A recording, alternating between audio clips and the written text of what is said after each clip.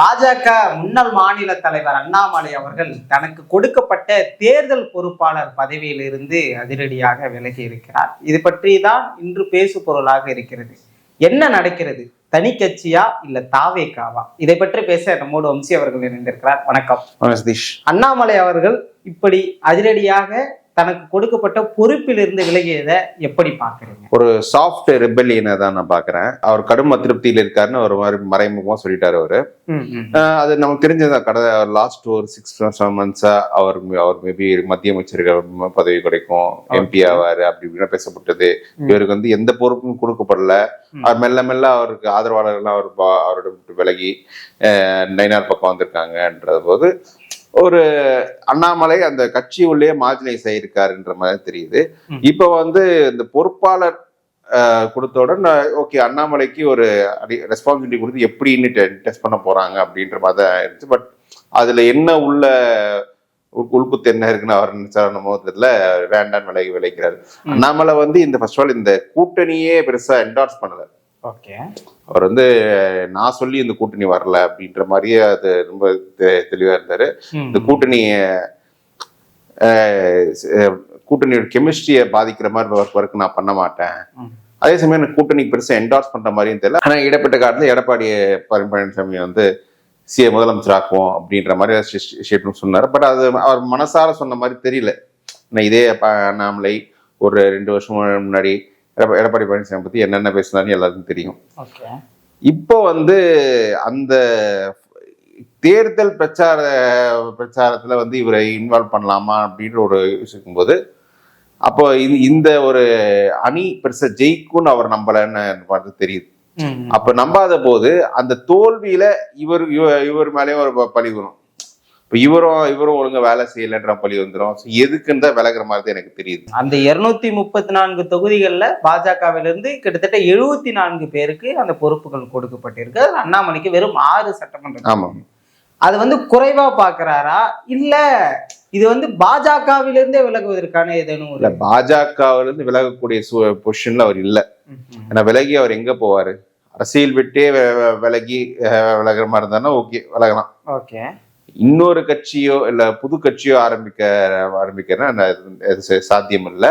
ஏன்னா அது அப்படி அந்த மாதிரி ஒரு டெசிஷன் எடுத்தாருன்னா அதோட கான்சிக்வன்சஸ் என்னன்னு அவருக்கு நல்லா தெரியும். அதனால பாஜகவில் தான் இருப்பாரு. இருந்து இந்த மாதிரி ஒரு ரெபல் வாய்ஸஸ் தெரிவிச்சுதான் இருப்பாரு. பிளஸ் அவர் என்ன நினைக்கிறாருன்னா இது வந்து இந்த அணியே ஒரு வெற்றி பெறக்கூடிய அணி கிடையாது. ஏன்னா இந்த வெற்றி பெறக்கூடிய அணியா இருந்தா 2024 அவர் சொல்லியிருப்பாரு. 24 தேர்தலுக்கு அப்புறம் இந்த அதிமுக போகக்கூடாதுன்ற மாதிரி தான் அவர் ஸ்டாண்டே இருந்தது. அப்பனா அதிமுக இருக்கும் அணி எப்படி வெற்றி பெறும்ன்றது அவர் எப்படி சொல்றாரு? வெற்றி பெறுவது அவரோட அரசியல் வாழ்க்கை எதிர்காலத்துக்கு நல்லது கிடையாது என்ற போது அவர் நான் எதுக்கு வேலை செய்யணும்? அப்ப அந்த சுச்சுவேஷன் அப்படி வேலை செய்யணும். அப்படி ஒரு வேலை இந்த வெற்றி பெறாத அணியில தோத்துட்டா அதுக்கும் நீங்க என்னதான் காரணம் சொல்லுவீங்கன்னு சொல்லி நான் ஒதுங்கிறேன்ற மாதிரி தான் போயிருக்காரு. பாஜக கூட்டணியை வலுப்படுத்த நைனா நாகேந்திரனோடும் நான் கை கோர்த்து பேசிட்டு இருக்கேன் அப்படின்னு சொன்னவரு இந்த பொறுப்புல இருந்து விலகிறத டைரக்டா மாநில தலைமை கிட்ட சொல்லியிருக்கலாம். ஆனா செய்தியாளர் சந்திப்பு வச்சு அங்க சொல்வதற்கான காரணம் எங்க இருந்து வருது? இல்ல, நான் என்ன நினைக்கிறேன்னா இப்ப வந்து அதிமுக கூட்டணியில பாஜக எவ்வளவு சீட்டுன்றது விஷயம் இன்னும் வெளிப்படல. அதுதான் இந்த கூட்டணி ஒரு மையப்புள்ளி அதுதான் இருக்கு. ஏன்னா பாஜக அங்க நம்பர் 2 பார்ட்னர் இருக்காங்க. எவ்வளவு சீட்டு? ஏன்னா நாடாளுமன்றத்துல 11% ஓட்டு எடுத்திருக்காங்க. 11% ஓட்டுக்கு ஒரு 40-50 தொகுதியில் கொடுக்கணும். இந்த 50 தொகுதிகள் மேல வாங்கினா பாஜகவுக்கு வந்து பெரிய டீலு, பெரிய ஒரு எம்பவர்மெண்ட் கிடைக்கும். ஆனா மற்றொரு புறம் இந்த திமுக எதிர்ப்பாளர்கள் அது மயிலாப்பூர் கோஷ்டிகள் என்ன சொல்றாங்கன்னா 30 சீட் வாங்கலாம். இப்ப நைனாரே என்ன சொல்றாரு, எண்ணிக்கை முக்கியம் இல்லை, எண்ணம் தான் முக்கியம் அப்படின்ற மாதிரி அவர் சொல்றாரு. ஸோ எங்க அவர் 40 சீட்டு கம்மியா போயிடுச்சுன்னா பாஜகவுக்கு தமிழ்நாட்டில் எதிர்காலமே கிடையாது. அணி ஜெயிக்குது தோக்குது செகண்டரி. பட் தமிழ்நாட்டில் பாஜக ஃபியூச்சர் கிடையாது. 2029 ஒரு பெரிய அவங்களுக்கு ஒரு அணியில ஒரு குறிப்பிடத்தக்க எம்பிக்கள் கிடைக்க வாய்ப்புகள் ரொம்ப கம்மி. அப்படியே கிடைச்சா அது கன்வர்ஷன் ரேட் ரொம்ப கம்மி. இப்போ 11% ஓட்டுல ஒரு 8% தக்க வச்சாதான் அவங்களுக்கு வந்து அடுத்த கட்ட வளர்ச்சியை அவங்க தமிழ்நாட்டுல பார்க்க முடியும். ஸோ எங்க கம்மியான சீட்டுக்கு போயிட்டா பாஜக ஆதரவாளர்கள்ல இப்ப பல பேர் பெரிய அதிருப்தியாளர். அண்ணாமலை வந்து இப்பவே ஒதுங்கி நிற்கும் போது அந்த அதிருப்தியாளர்கள்லாம் அண்ணாமலை பின்னால் ஒரு ஏன்னா டிசென்ட்ன்றது எல்லா கட்சியிலும் இருக்கும். ஆனா அதை ஒருங்கிணைக்கக்கூடிய ஒரு முகம் சில எல்லா இடத்துலயும் இருக்காது. அது அப்படியே சைலண்டா தான் இருக்கும். இப்போ அது இந்த அதிருப்தியை ஒருங்கிணைக்கும் முகம் பாஜகவுக்குள், தமிழ்நாடு பாஜகவுக்குள் அண்ணாமலை இப்போ இந்த சிச்சுவேஷன்ல வர வாய்ப்பு இருக்கு. அந்த தொகுதியில் எண்ணிக்கை எவ்வளவு பொறுத்து இருக்கு.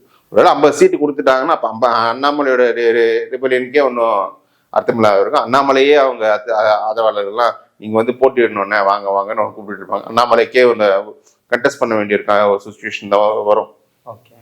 அதுதான் அந்த எண்ணிக்கை எவ்வளவுன்னு பொறுத்து இருக்கு. அண்ணாமலை மீண்டும் தேர்தலில் போட்டியிடுவாரா என்ற ஒரு கேள்வியானது இப்போ பரவலா பேசப்பட்டு இருக்கிறது. 2021 தோல்வி, 24 தோல்வி, 26 அவர் தேர்தலில் போட்டியிடுவதற்கான வாய்ப்புகள் இல்ல. வாய்ப்புகள் ஃபர்ஸ்ட் இருக்கிற மாதிரி தான் தெரிஞ்சது. இப்போ போன வாரம் வரை அவர் கோயம்புத்தூர்ல ஒரு தொகுதி கேட்கிற மாதிரி தான் தெரிஞ்சது. அவனு இந்த பொறுப்பாளர் பட்டியல் கூட சிங்காநல்லூர் தொகுதி அவருக்கு கொடுக்கப்பட்டது. எனக்கு கிடைச்ச தகவல் வந்து பல்லடம் தொகுதி கோயம்புத்தூர்ல கேட்கிற மாதிரி இருக்கு. கோயம்புத்தூர் ஸ்பெசிபிகேஷன் கோயம்புத்தூரில் நின்னால் ஓரளவுக்கு அவர் வெற்றி பெறுவதற்கான வாய்ப்புகள் அதிகம். கோயம்புத்தூரை தவிர வேற எங்க நின்னாலும் அவருக்கு வந்து ஒரு கடுமையான சிக்கல்கள், ஒரு உள்ளடி வேலைகள்லாம் பண்றதுக்கு நிறைய பேர் இருப்பாங்க. ஏன்னா அவர் வந்து எல்லா தரப்பிலும் எதிரி சம்பாதிச்சிட்டாரு. திமுகவிலையும் அவர் எதிர்ப்பு இருக்கு, அதிமுக கேடரஸ் மத்தியிலும் அவருக்கு எதிர்ப்பு இருக்கு, பாஜக 2ஆம் கட்ட தலைவர் மத்தியிலும் அவருக்கு எதிர்ப்பு இருக்கு. இவர் மறுபடியும் எமர்ஜ் ஆகக்கூடாதுன்னு ரொம்ப கீனாக இருக்காங்க. ஸோ அப்படி இருக்கும்போது கோயம்புத்தூர்னா அங்க எஸ்பி வேலுமணி ஒரு பவர்ஃபுல் ஆர்கனைசர், அவர் கண்ட்ரோல் தான் 10 சீட் இருக்குன்றது கொஞ்சம் அவர் வேலுமணியோட நல்ல டேர்ம்ஸ் ஆல்ரெடி டேர்ம்ஸ் தான் இருக்காரு. வேலுமணி உதவியில கொஞ்சம் வரலாம். இது வேலை மாவட்டம்னு வச்சுக்கோங்க சிக்கல். அங்க இருக்கிற அதிமுக மாவட்ட செயலரோட இவர் எந்த டேர்ம்ஸ் இருக்கான்னு தெரியாது. அப்போ அவர் வந்து அப்போ அந்த மாவட்ட செயலர் எடப்பாடி இன்ஃபுளுன்ஸ் பண்ணி இவரை வீழ்த்த வேலைகள் செய்யலாம். ஸோ இவ்வளவு சிக்கல்கள் இருக்கு.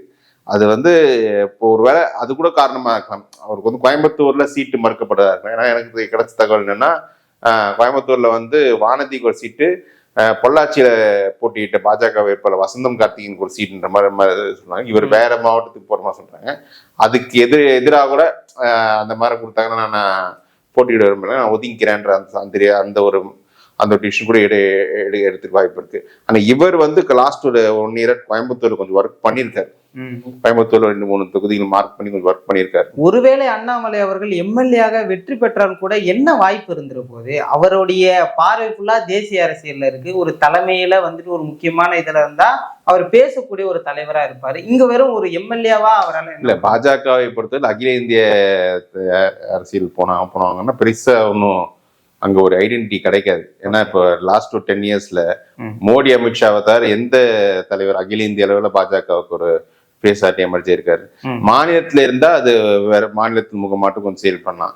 மத்தியில போனா அதுக்கு 2 பேர் தான் முகம், வேற முகமே கிடையாது. மற்றவங்க எல்லாம் பெரிய ஐடென்டிட்டி, நிதின் கட்கரி ஆகட்டும், இப்போ சிவராஜ் சௌஹான் ஆகட்டும், இவங்க எல்லாம் பெருசா இவங்களுக்கு வந்து ஒரு ஐடென்டிட்டி கிடைக்க அவங்க விரும்ப மாட்டாங்க. ஸோ இவர் அண்ணாமலை தமிழ்நாட்டுல கண்டினியூ பண்ண விரும்பும்போது அவருக்கு ஒரு அதிகாரம் வேணும். இப்ப எம்எல்ஏன்றது பெரிய இது. அவர் அடுத்த கட்ட அரசியலுக்கு வந்து இது பெரிய பொசிஷன். நாளைக்கு வந்து அண்ணாமலை எம்எல்ஏ ஆகும் பட்சத்தில், இப்போ நான் வந்து நயினார் மாநில தலைவராக இருக்காரு, நான் சட்டமன்ற கட்சி தலைவராக இருக்கேன் அப்படின்ற அவங்க அந்த டிமாண்ட் வைக்கலாம். அப்புறம் சட்டமன்றத்துக்குள்ள வந்து திமுக எதிர்க்கிறது அந்த மாதிரி கொஞ்சம் வாய்ஸ் ஃப்ரெஷ்ஷாக கொஞ்சம் செயல்படலாம். கொஞ்சம் அது அவருக்கு இருக்கிற ஒரு மீடியா பிரபல்யத்தினால அவர் பேசுறது, எடப்பாடி பேசுறது நல்ல ஒரு ரீச் கொடுக்கும். அதுக்கெல்லாம் ஒரு பெரிய ஒரு மக்கள் மத்தியில் ஒரு வரவேற்பு இருக்கும்.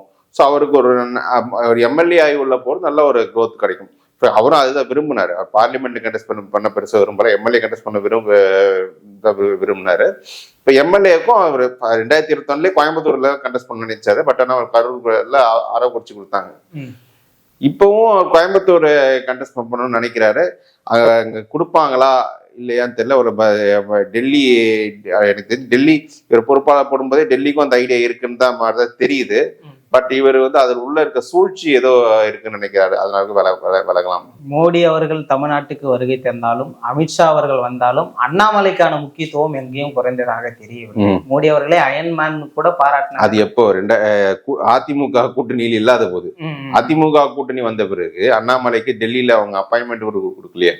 அவர் இந்த ஒரு வருஷத்துல அமித்ஷாவையோ மோடியோ சந்திச்ச மாதிரி எங்கேயும் இல்லையா. மோடியை மட்டும் எங்க அந்த ஏர்போர்ட்ல வரும்போது வரையறுக்கும் போது லைன்ல நின்னாரு. அதை தவிர எங்கேயுமே பர்சனல் அப்பாயின்மெண்ட்ல எங்க கொடுக்கலையே. ஆனா குறிப்பிட்ட அசைன்மெண்ட் எல்லாம் அண்ணாமலையின் வழியாகத்தான் தமிழ்நாடு. அது சில அது பழைய கூட்டணி ஆட்கள் 2024 கூட்டணியில அமைக்கல அண்ணாமலைக்கு ஒரு ரோல் இருக்குன்ற போது அவர் மூலியமா சில நெகோசியேஷன்ஸ்ல பண்ணிருக்கலாம். டிடி தினகரனோட கூட அவங்க தான் நெகோசியேட் பண்ணிருக்கலாம் அப்படின்ற மாதிரிலாம் டாக் இருக்கு. இப்போ கூட ஓபிஎஸ் திரும்ப வரணுன்ற மாதிரி பேசிட்டு இருக்க. ஸோ அதுக்கெல்லாம் யூஸ் பண்ணிக்கலாம். பட் என்னன்னா அவங்க ஒரு கட்சின்ற போது கொஞ்சம் பொறுமையா போகணும். அவங்க தலைமையின் டேர்ம்ஸ்ல இருக்கணும். அண்ணாமலை வந்து அவர் டேர்ம்ஸ்ல சில விஷயங்கள் நடக்கணும்னு எதிர்பார்க்கிறாரு.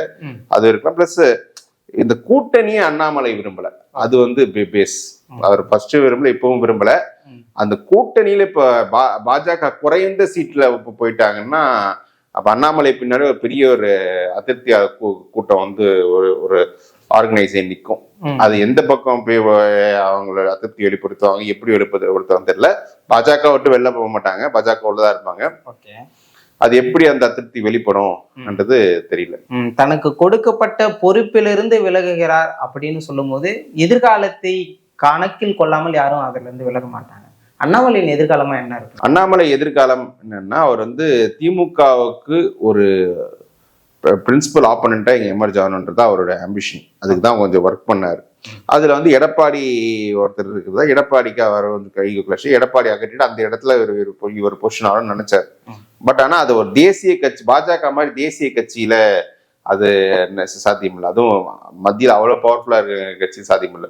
ஒரு மாநில கட்சி, நீங்க தான் அந்த கட்சிக்கு தலைவர், நீங்க என்ன வேணா சொல்லிக்கலாம். ஆனா தேசிய கட்சின்ற போது அங்க டெல்லி டேர்ம்ஸ் தான் இருக்குன்னு அந்த ரியாலிட்டி அவருக்கு ஃபர்ஸ்ட் புரியல. இப்போ வந்து அந்த ரியாலிட்டி புரியுது. அந்த எதிர்காலம் வந்து டெல்லி நம்பிதான் இருக்குன்னு. பிளஸ் இங்க இம்மீடியட் ஒரு எதிர்காலம் கிடைக்கணும்னா கூட எம்எல்ஏ ஆகணும். அதுக்கும் பல தடைகள் இருக்கிறதா நினைக்கிறாரு. ஸோ இதெல்லாம் இருக்கிறதால பாஜகவுக்குள் இந்த 26 எம்எல்ஏ ஆகலைன்னா அவருக்கு எதிர்காலம் பெருசா இல்லைன்ற மாதிரி தான் நான் நினைக்கிறேன். எனக்கு 29லயும் 26ல போட்டு 29 சீட்டு கொடுப்பாங்களா, அதுவும் எனக்கு தெரியல. ஸோ பாஜகவுக்குள் அவர் எதிர்காலம் இல்லையான்றது அடுத்த ஒரு 2-3 மாசம் தான் தெரியுது. நிச்சயமாக பல்வேறு விஷயங்கள் பேசணும், தொடர்ந்து பேசுவோம்.